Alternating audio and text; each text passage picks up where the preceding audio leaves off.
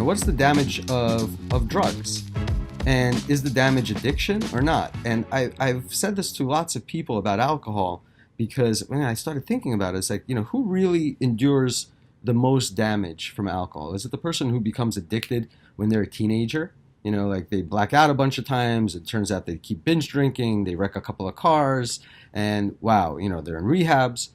Is that person more damaged by alcohol? Or is it, like the people in my family who have a really high tolerance, drank their whole life, and continue to drink, never missed a day of work, never went to rehab, never had a withdrawal seizure, but they physically and, brain included, wear the scars of alcohol dependency. Or forget about dependency or addiction. They wear the scars of alcohol consumption.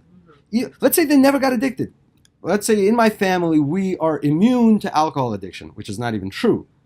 We're definitely not immune to the medical consequences of alcohol consumption. And as a doctor, why should I be more concerned about addiction over, my main concern is actual clinical outcomes. That's why I'm okay with someone who's addicted but lives a happy, healthy, long life. I don't care if they're addicted to coffee, really. I could make fun of it, but I don't really care. But I do care about someone who's not addicted to alcohol, but who has a shitty liver and a shitty brain and shitty balance and is overweight and is going to die young. And I know people that are probably not going to make it to their 70th year because they consume a lot of alcohol. And they're not, addicted. They've never wrecked a car. They don't have some of those extreme manifestations of the problem. But what they have is the chronic, enduring thing that's going to take them down. And so, yeah, I think if we're going to talk about addiction and we're going to talk about inebriants and consumption of substances, then we should talk about, well, is what makes them bad the addiction, or is other things? Because, for example, what makes alcohol bad, I think, is all these medical effects. I think what makes alcohol bad is also the addiction. It's both.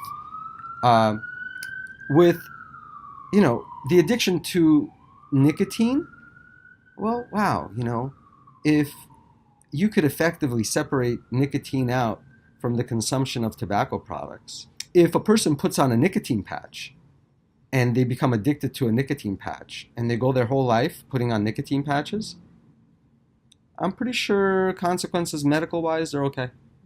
So I wouldn't be concerned that they're addicted their whole life. But if you're smoking 2 packs of cigarettes a day, then the impact is tremendous on your health. So then I do care about your addiction to nicotine. It all depends. Pot, very addicting, super addicting. But if you're a grown person with a responsible life and career and successful and consume cannabis and are addicted to cannabis and stay addicted for the rest of your life consuming it, your memory will be impaired. Your motivation to do things will be impaired. You might be irritable without pot.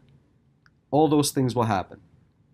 But beyond that, I don't think we know more medical negative consequences beyond that for pot addiction. Now, if you're an adolescent with pot, I'm more concerned. If you're an adolescent with cigarettes, I'm more concerned.